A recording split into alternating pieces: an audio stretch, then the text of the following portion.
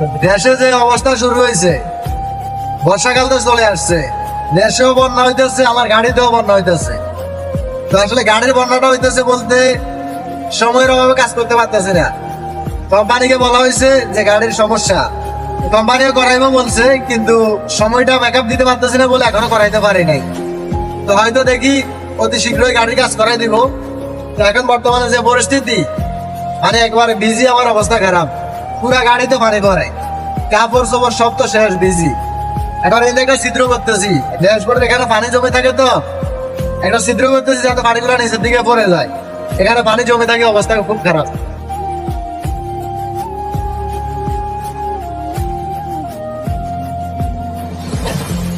কাজ শেষ, এখন হাত ধুবো। ভাবছিলেন কি হাত ধোয়ার লাগে আমি বাইরে যাবো?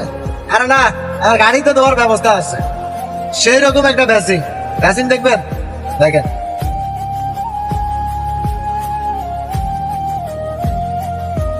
মুখও ধুবো, শুধু হাত না, মুখও ধুইতে হবে।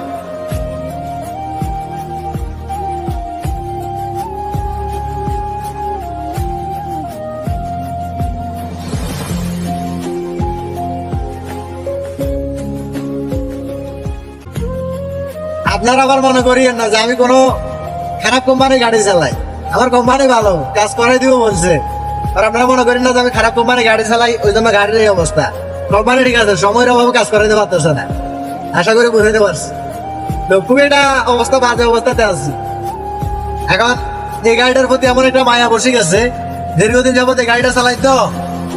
আর এটা হচ্ছে আমাদের নোয়াখালীর গাড়ি, তো সর্বদিকে সুযোগ সুবিধা ভালো আছে, গাড়িরও মায়া পড়ে গেছি, চেঞ্জও করতে পারি না।